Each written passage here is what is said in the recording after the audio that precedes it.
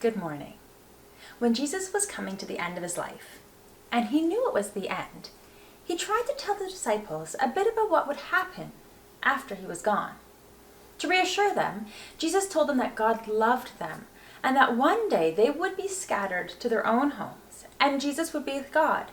But he said these words, "I have told you these things so that in me you will have peace. In this world you will have trouble. But take heart, I have overcome the world." The water in this vase represents all of the troubles that we have. The water would certainly be trouble for this candle to get a flame. God is the candle and we are the wick. And our faith, our passion, our light that we shine to others is the flame.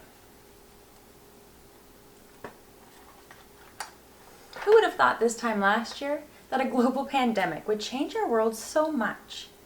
If COVID-19 is anything, it certainly is a trouble that surrounds us all. It would be so easy to say, I give up, nothing is the same, and if it isn't the same, then I don't want it.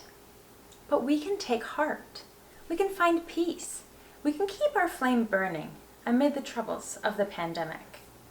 And so I wanted to take an opportunity again this week to share more ways that we are making sure that we have opportunities to share our faith with the children and youth of this church so that our lights can continue to shine for them and their lights can continue to shine for others. Last Sunday I talked about First Contact, which meets on Zoom each Sunday and is our interactive children's program. But wait, there's more. We have 2 youth groups at this church, and we continue to meet every Friday at 7 o'clock. Now we use Zoom. When we meet for Friday's Zoom youth group, the Impact and the Voice youth groups are combined. The focus of our time is keeping our community of kids connected together. Each week we play games and we have a brief conversation at the end about all sorts of things like what we think heaven would be like or what Jesus' favorite song might be. And we pray together. We've recently made a shift in our youth group ages. Impact is now for high school students only, and our Voice youth group will continue to begin at grade 4, but will also include children all the way through to grade 8. When we gather together on Friday nights for youth group, the change in ages won't affect anything, and we'll continue to welcome both groups together. But starting on November 3rd, we're introducing a Bible study for our Impact youth, the high school students from grade 9 to grade 12. We're going to begin this study using Zoom, but we hope to transition into in-person, physically distanced gatherings. We'll meet on Tuesday evenings from 7 until 8 o'clock. We're going to continue using the Bible Project as a way to guide our youth through the Bible and see how its story is always connecting to Jesus. Zoom details will be sent out each week, and so if you haven't been getting the youth group emails, email me to make sure that you have all of the information that you need.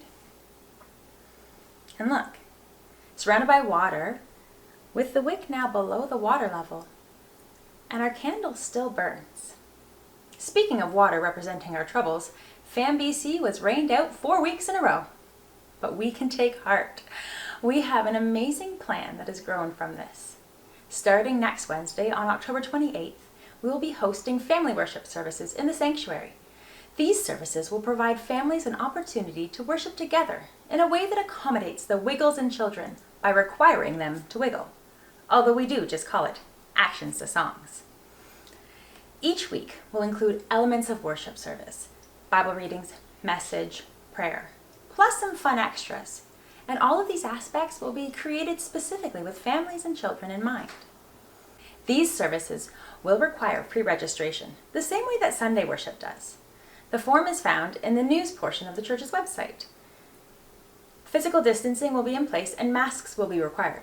Speaking of masks, because our first family worship is just before Halloween, we are asking parents, kids, and adults who join us to all wear a Halloween costume.